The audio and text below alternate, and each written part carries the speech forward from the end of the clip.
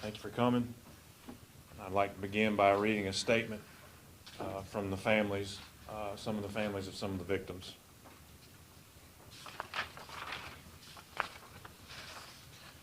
On behalf of the Leslie, Alexander, and Colbick clans, we would like to address the outpouring of heartbreak, shock, grief, and support from our family, friends, and community. We are truly in the midst of the unimaginable. The losses we are suffering cannot be uttered at this time.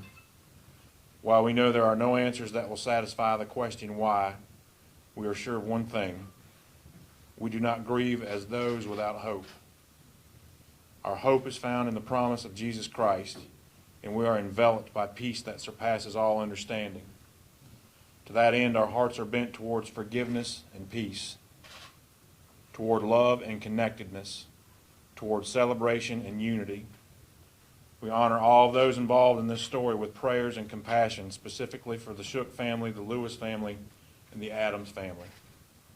As Robert Leslie would say, when peace like a river attendeth my way, when sorrow like sea billows roll, it is well with my soul. If you would like to do something for the family, Ada and Noah would want you to stock the free pantries and libraries in your community.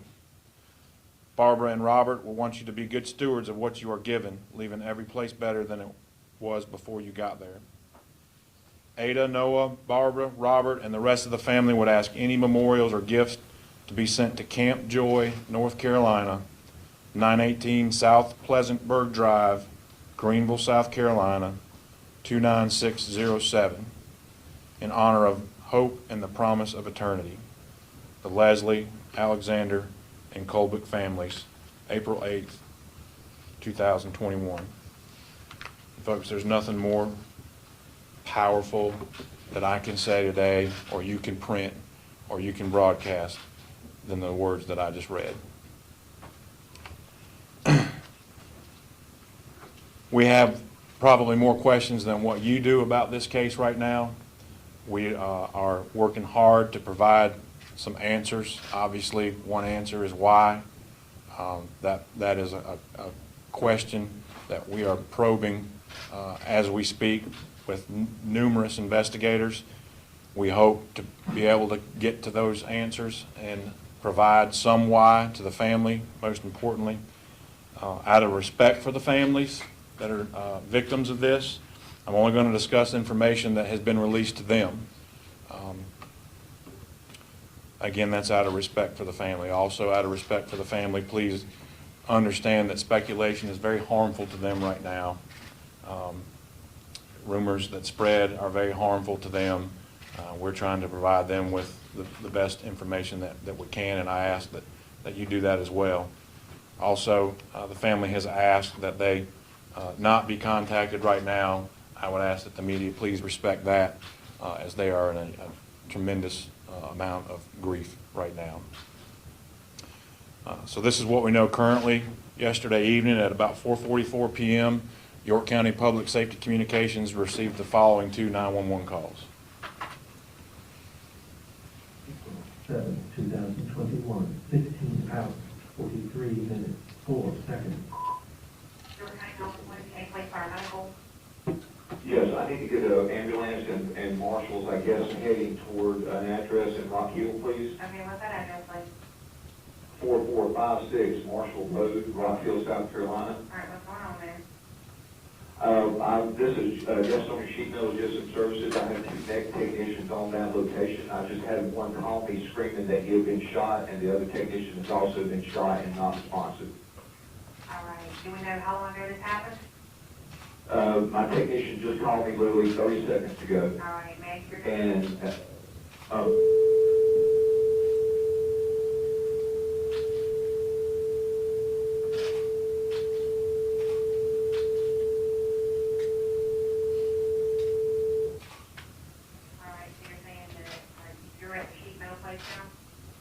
I'm in Gastonia right now. My technicians, we're an air conditioning company, and my two technicians are there.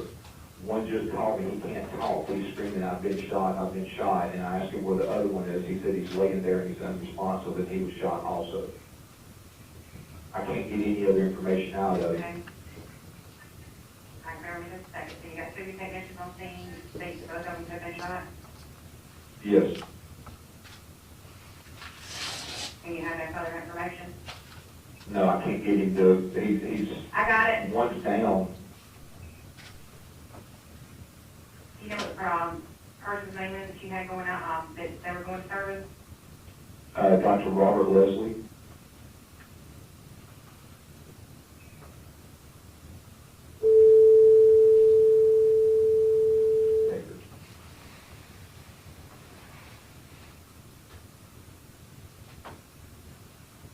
We don't know the status of their health whatsoever. No, one is not moving, one is non-responsive, the other one is talking slurred, and I think he's been shot in the face or the head or something, because he can't talk. He just keeps saying, I've been shot, call 911, please call 911, and that's all he keeps saying. Okay, what's the two technicians' names?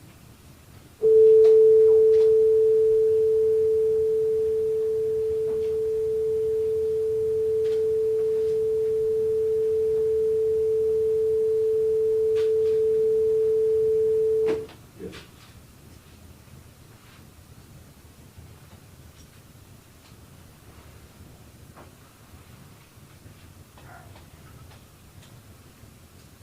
All right, and the person's name who makes the service request? Dr. Robert Leslie. Robert Leslie? Leslie. Okay. All right, so that, and who, well, got him as also being the property owner. Yes. All right, and this is not characteristic of them at all? No, they've been shot. I mean, they didn't do the shooting, they've been Well, shot. I was just making sure that's not characteristic of them to, do prank calls or anything. That's No, drama. no. My thing's No. here, okay? And your name, please? All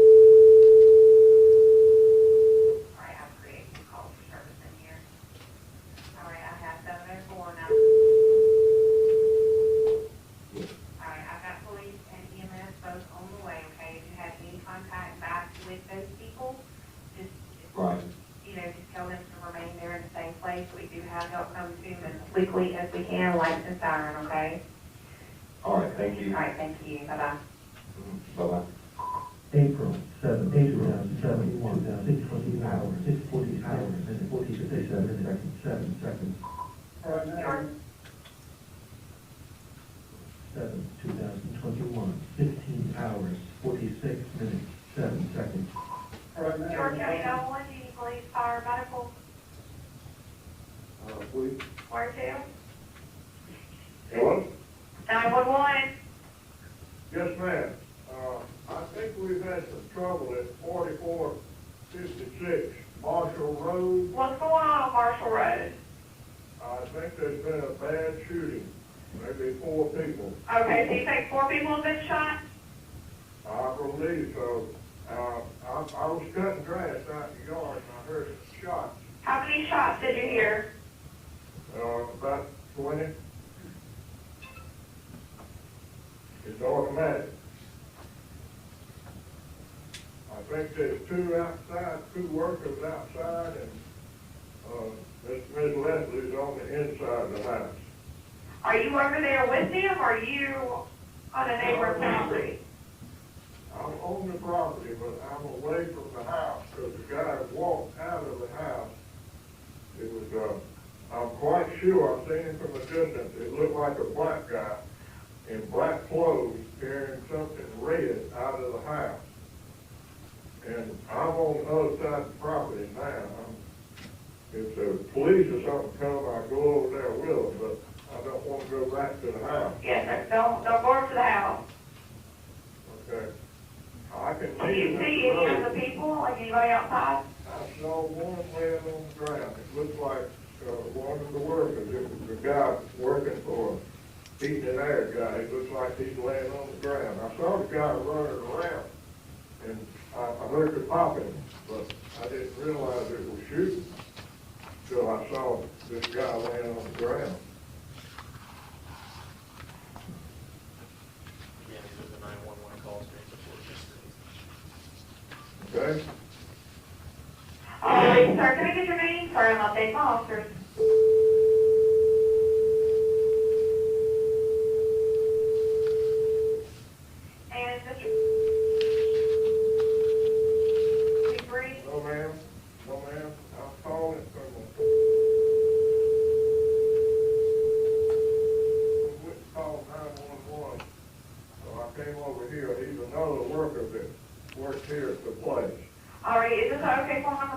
y'all a call back?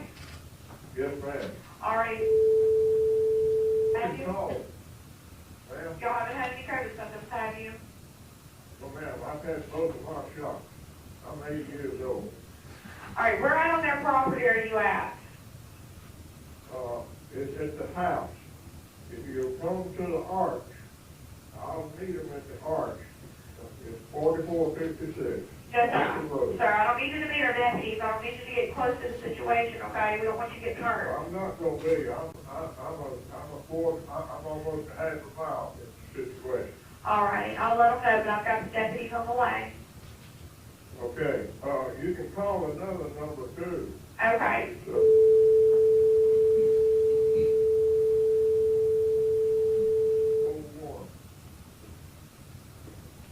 all right, thank you, sir.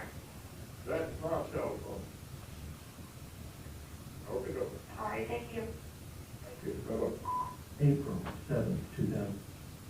So the long beeps that you heard were just redactions of names and phone numbers that we obviously didn't want to be out there in public. So our deputies, first deputies arrived on the scene 8 minutes after that, those two 911 calls.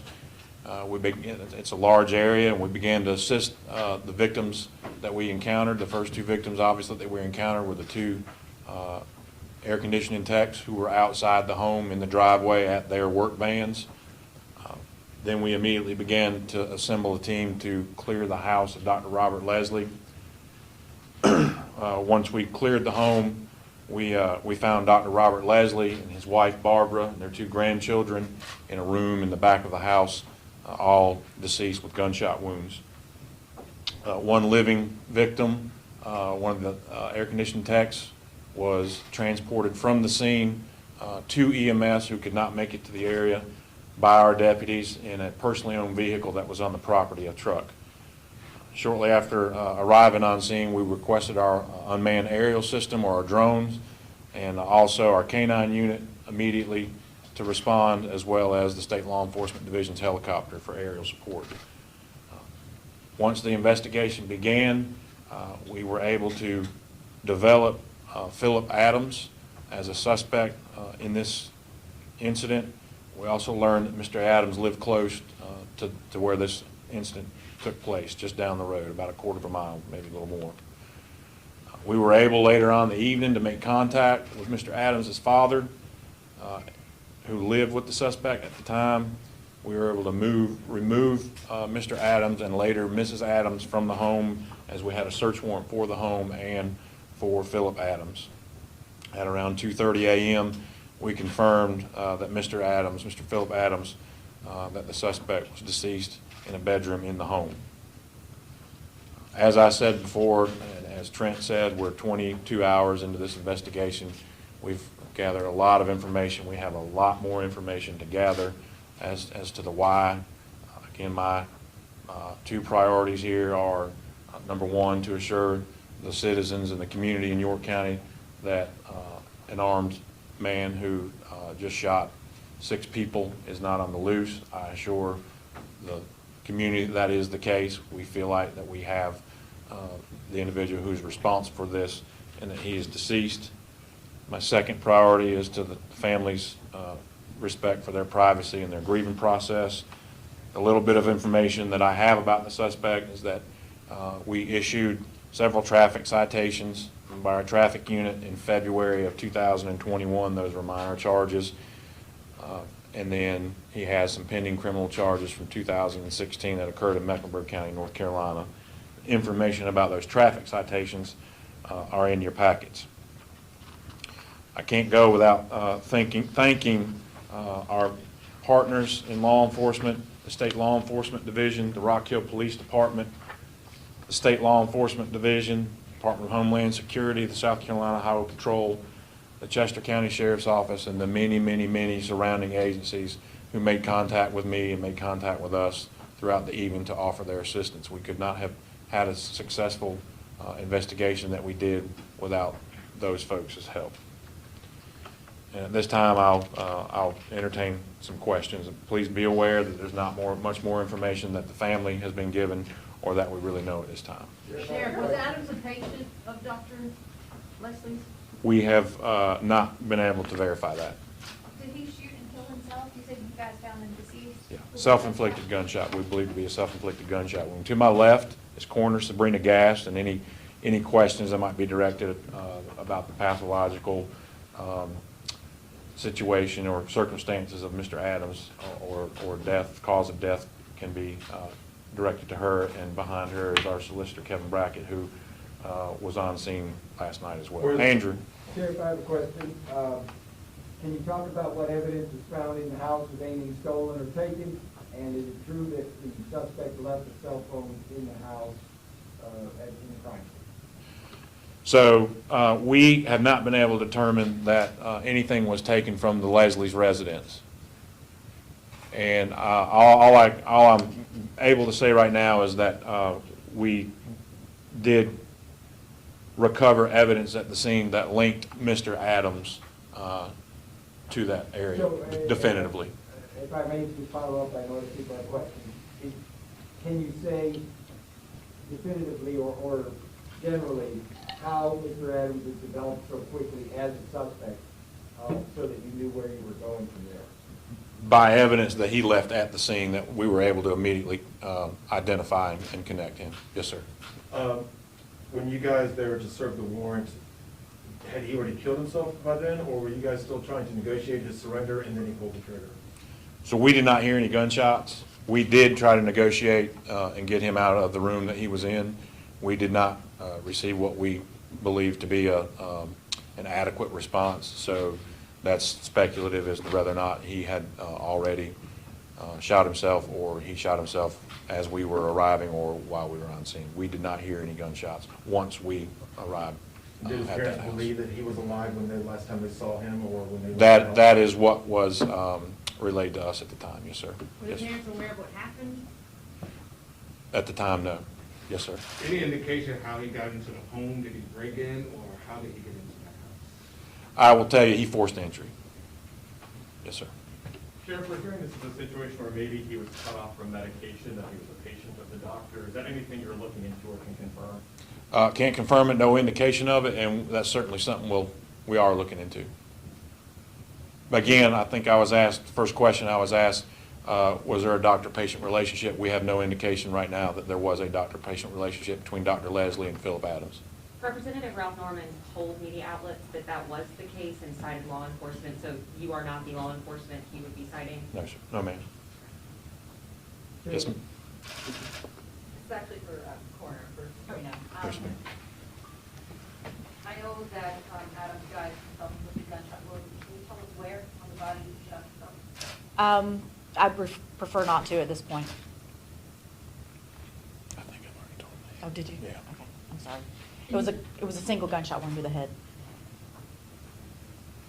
Can you talk about the condition of the living victim? Very critical. That is the last report that we had this morning. Were there others in the house at the time, in addition to the 5 who were killed and the one who was killed? No, we believe that there were the 2 air conditioning techs outside, and then Dr. Leslie, his wife, and 2 grandchildren inside the home. Sheriff, the 911 call, the second one referenced as many as 20 shots. Does the evidence on scene bear that out? I don't know about 20, but definitely multiple gunshots. Do we know what kind of weapon was used? Yeah, there were two types of weapons. One was a 45, and one was a 9mm. Sheriff, are you able to say how exactly Adams obtained those weapons? Was it legally, illegally? Well, we don't have any indication that they were illegally obtained. Was there anything found at the home where he was staying that might show some light as to why he did this, or any other evidence? Not right now. We don't have anything right now. There's nothing about this right now that makes sense to any of us, and that's why we're working so hard to try to get more information. When he left the scene, did he go to anywhere else, like maybe a nearby church, or try to get in there, or anywhere? Did he go anywhere? Do you know what his whereabouts between the 2 houses? We don't believe so. Based on what we've been able to piece together so far, we don't believe so.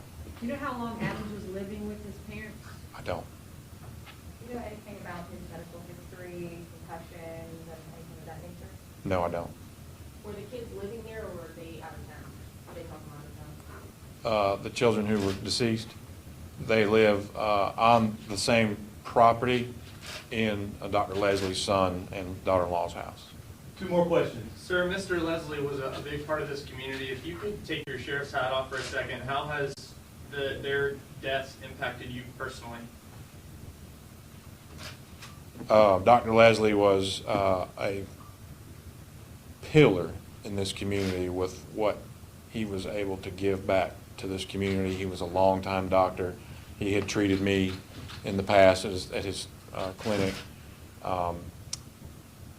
He was very involved in law enforcement with providing space for the sane nurses to do sexual assault exams on sexual assault victims. I was very involved in that. And so, you know, we tend to eulogize and canonize folks, and it kind of waters it down, but I would not want to water down anything that Dr. Leslie did or meant for this community. He knew everyone. He treated everyone with respect. And if you reflect on the family statement, that is the type of family that Dr. Leslie raised, because that's the type of man that he was. Sure. Last Where does the question. investigation go from here? What's next for you guys as it continues? Well, we've been back out to the scene today to try to look in more daylight and really why. Our next, you know, if we can succeed in that, in answering some why questions, that will certainly relieve the minds of the families that have been affected and put some closure for us to this investigation. And if you look behind you, many of the men and women who were involved with this yesterday and last night are here today. Some of them have not been to bed yet, and we continuously and tirelessly continue to work for the Shook family and for the Leslie family. And I would just ask that you keep those families in your prayers, as well as the Adams family. With that, thank you.